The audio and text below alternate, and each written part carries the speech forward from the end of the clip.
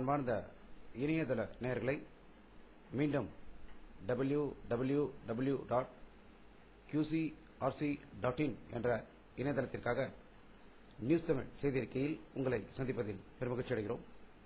இன்று 15 ஜனவரி 2009க்கான முக்கிய செய்திகளை தற்போது பார்க்கலாம். தமிழர்களின் ஒளிவிளக்காக இன்றும் திகழ்ந்து கொண்டிருக்கும் மா மேதை திருவள்ளுவர் தினம் தமிழகம் முழுவதும் மிக சிறப்பாக கொண்டாடப்பட்டதாகவும், சென்னையில் வள்ளூர் கோட்டத்தில் உள்ள ஐயன் திருவள்ளுவர் சிலைக்கு தமிழக நிதி அமைச்சர் திரு அன்பழகன் மாலை அணிவித்து மரியாதை செலுத்தியதாக செய்திகள் வந்து கொண்டிருக்கின்றன. குஜராத் முதல்வர் திரு நரேந்திர மோடி அவர்கள் பிரதமராக வேண்டும் என தொழில் அதிபர்கள் அனில் அம்பானி, சுனில் மிட்டல் உள்ளிட்ட பலர் கருத்து தெரிவித்திருப்பதாக குஜராத் தலைநகர் அகமதாபாத்திலிருந்து செய்திகள் வந்து கொண்டிருக்கின்றன. மத்திய தொழில்துறை இணையமைச்சர் அஸ்வின் குமார் அவர்கள் டெல்லியில் செய்தியாளர்களிடம் பேசுகையில், நிதி பற்றாக்குறையால் தவிக்கும் சத்யம் கம்ப்யூட்டர்ஸ் நிறுவனத்திற்கு 2000 கோடி நிதியுதவி அளிக்கும் திட்டம் எதுவும் இல்லை என்று கூறியதாக டெல்லியிலிருந்து தகவல்கள் வந்து கொண்டிருக்கின்றன.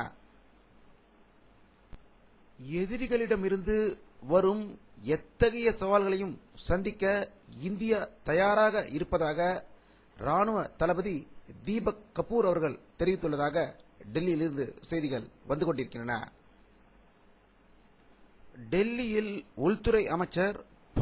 சிதம்பரம் அவர்கள் வெளியிட்டுள்ள ஒரு அறிக்கையில், புதிதாக ஏற்படுத்தப்பட்டுள்ள தேசிய புலனாய்வு அமைப்பின் NIA தலைவராக R.V. ராஜுவை நியமித்து மத்திய அரசு இன்று உத்தரவிட்டுள்ளதாக அவர் தெரிவித்ததாக செய்திகள் வந்து கொண்டிருக்கின்றன. பாகிஸ்தானை சேர்ந்த உஸ்புல் முகாஜின் தீவிரவாத இயக்கத்தின் தலைவராக இருப்பவர் முகமது அசன்டர். பாராமுல்லா பகுதியில் பதுங்கியிருந்த முகமது அசனை காஷ்மீர் போலீசார் சுற்றி வளைத்து கைது செய்துள்ளனர். அப்போது அவருடன் தங்கியிருந்த 10க்கும் மேற்பட்ட தீவிரவாதிகள் பிடிபட்டுள்ளதாக ஸ்ரீநகரிலிருந்து தகவல்கள் வந்து கொண்டிருக்கின்றன. அமெரிக்காவில் உள்ள சத்யம் கம்ப்யூட்டர்ஸ் நிறுவனத்தில் வேலை பார்த்து வந்த ஆந்திராவை சேர்ந்த திரு விஷால் என்பவர் அடையாளம் தெரியாத மர்ம நபர்களால் அமெரிக்காவில் சரமாரியாக சுட்டுக் கொல்லப்பட்டதாக தகவல்கள் வந்து கொண்டிருக்கின்றன. நிலவுக்கு 100 கிலோமீட்டர் தொலைவில் சுற்றி வரும் இந்தியாவின் சந்திராயன் விண்கலம் தன் ஆய்வுப் பணியில் 100வது நாளை நிறைவு செய்துள்ளது.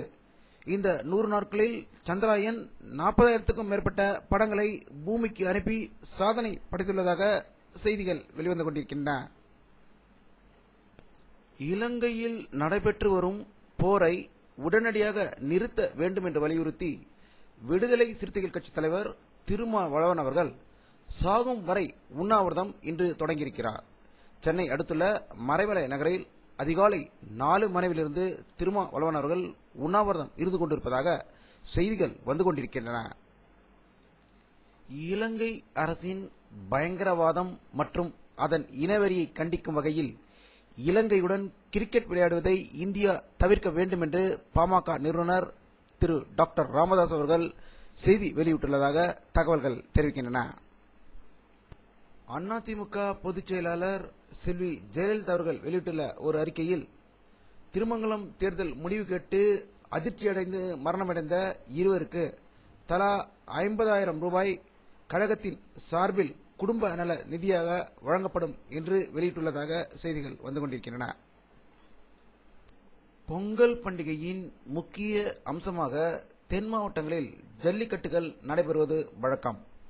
நேற்று அவினாபுரத்தில் நடந்த ஜல்லிக்கட்டில் காளைகள் மோதியதில் 45 பேர் காயமடைந்ததாக செய்திகள் வந்து கொண்டிருக்கின்றன.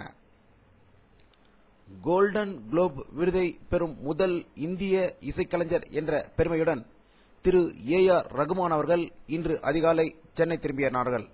சென்னையில் அவருக்கு உற்சாக வரவேற்பு அளிக்கப்பட்டது. விமான நிலையத்தில் செய்தியாளர்களிடம் பேசிய திரு A.R. ரகுமான் அவர்கள் இந்த விருதை தமிழர்களுடன் இந்தியர்களுடன் பகிர்ந்து கொள்வதாக தெரிவித்தார்.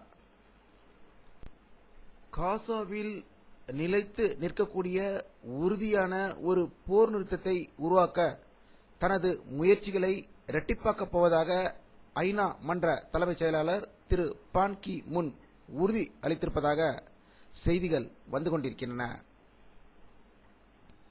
வானிலை அறிக்கை 15 ஜனவரி 2009 பிற்பகல் 1 மணி அளவில் எடுக்கப்பட்ட சேட்டலைட் புகைப்படத்தை தற்போது பார்த்துக் கொண்டிருக்கிறீர்கள். தமிழகத்தில் லேசான கண்ணுக்கு தெரியாத லேசான மேகமூட்டம் இருப்பதும் இந்திய பெருங்கடலில் ஸ்ரீலங்காவுக்கு அருகில் அதிக மேகங்கள் தென்படுவதை இந்த படத்தில் காணலாம். இத்துடன் இந்த செய்தி அறிக்கை நிறைவடைகிறது. மீண்டும் நியூஸ் தமிழ் செய்தி அறிக்கையில் உங்களை சந்திக்கும் வரை உங்களிடமிருந்து விடைபெறுவது உங்கள் கே பாலாஜி. நன்றி.